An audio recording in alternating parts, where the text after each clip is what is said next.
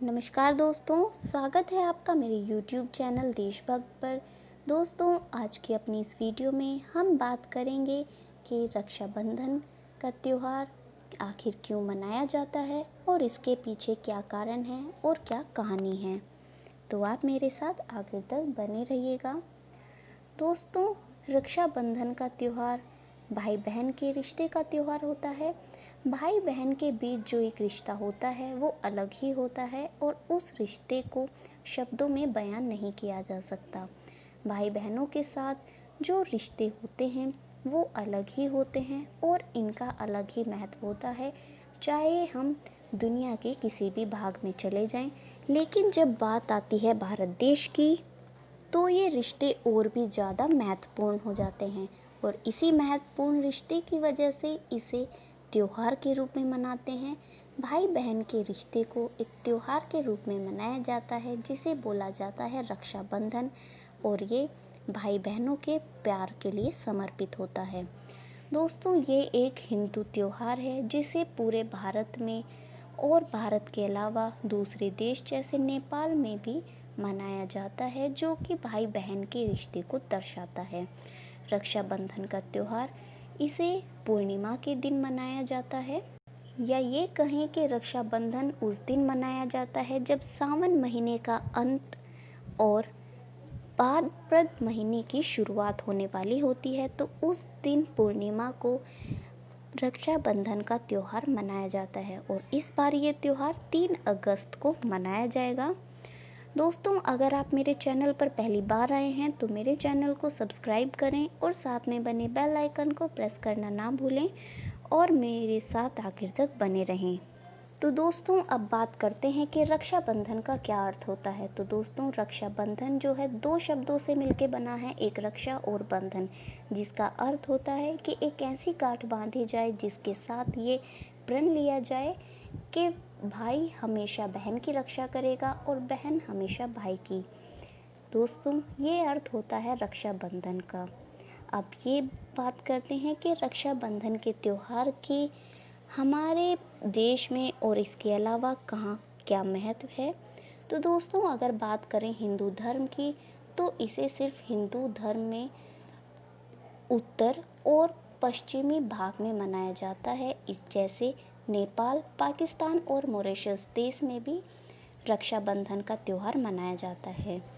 जैन धर्म में इसे, जो जैन धर्म के सबसे बड़े महागुरु होते हैं, वो अपने भक्तों को एक धागा देकर इस त्योहार को मनाते हैं। सिख धर्म की बात की जाए तो ये त्योहार भाई बहन के रिश्ते का प्रतीक है और उसे वो लोग रखड़ी के नाम पर जानते हैं।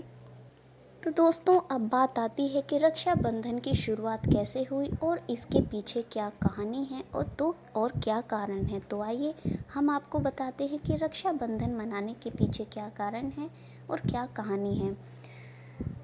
भविष्य पुराण के अनुसार एक बार इंद्रदेव और दैत्यराज बलि के बीच में युद्ध हो रहा था। जो देवराज इंद्र थे वो देवताओं की तरफ से लड़ रहे थे और दैत्यराज बलि राक्षसों की तरफ से।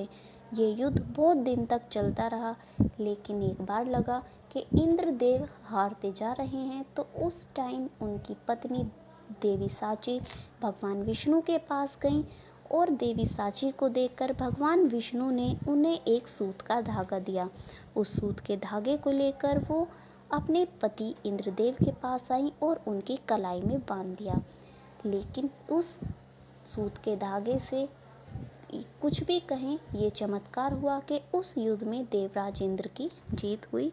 तो एक तरीके से देखा जाए तो ये त्योहार, या ये कहें कि ये एक रक्षा सूत्र के रूप में काम आया।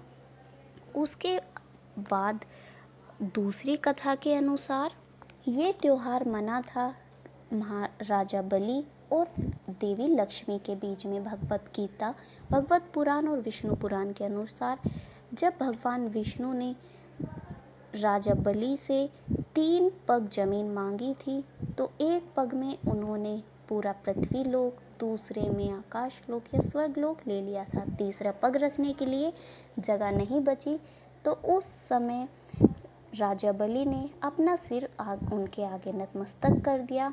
भगवान विष्णु उनसे खुश होकर बोले कि तुम्हें क्या वरदान चाहिए। तो उस समय देवराज जो ये बलि थे, महाराज बलि थे, इन्होंने कहा कि आप मेरे साथ मेरे पाताल लोक में रहेंगे।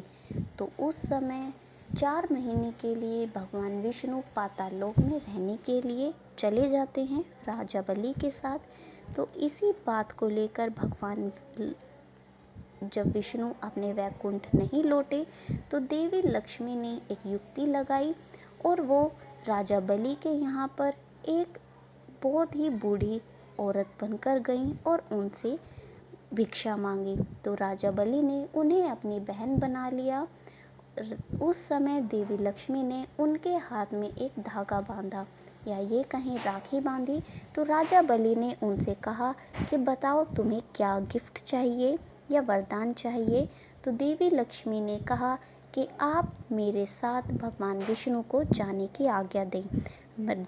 राजा बलि ने उन्हें आज्ञा दे दी। इस कहानी के अनुसार भी राजा बलि देवी लक्ष्मी के भाई बन गए और उनके बीच रक्षाबंधन का त्योहार मना। उसके बाद बात दूसरी कहानी की आती है। तो ये कहानी है संतोषी माँ से जुड़ी कि एक बार गणेश जी के बेटे शुभ और लाभ जो थे वो बहुत गुस्से में थे कि उनकी कोई बहन नहीं है। तो उन्होंने अपने पिता से बहुत ज़्यादा मिन्नतें की कि वो कहीं से भी उनकी बहन को लेकर आए। तो देवर्षि नारद के कहने पर भगवान विष्णु ने अपनी शक्तियों से देवी संतोषी माँ का निर्माण किया, जिसको लेकर भगवान गणेश के दोनों पुत्र बहुत खुश हुए और रक्षाबंधन का उन लोगों ने त्योहार मनाया। महाभारत की बात करें तो जो द्रौपदी थी, पांडवों की पत्नी, उन्होंने भी भगवान कृष्ण को राखी बांधी थी। इसी वजह से तो दोस्तों इन्हीं कहानियों के आधार पर, या ये कहें कि उन लोगों ने जो जैसे भगवान कृष्ण को राखी बांधी तो उन्होंने देवी द्रौपदी की लाज बचाई, संतोषी माँ को राखी बांधी, महाराज बलि ने देवी लक्ष्मी को उनके पति के साथ जाने की आज्ञा दी।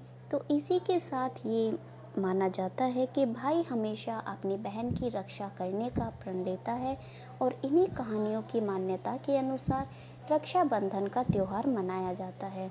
दोस्तों आशा करती हूँ कि आपको मेरी ये वीडियो पसंद आई होगी। आगे भी मेरे साथ बने रहने के लिए मेरे चैनल को सब्सक्राइब करें और साथ में बने बेल आइकन को प्रेस करना ना भूलें और मेरी वीडियोस को ज़्यादा से ज़्यादा लाइक और शेयर करें। जय हिंद।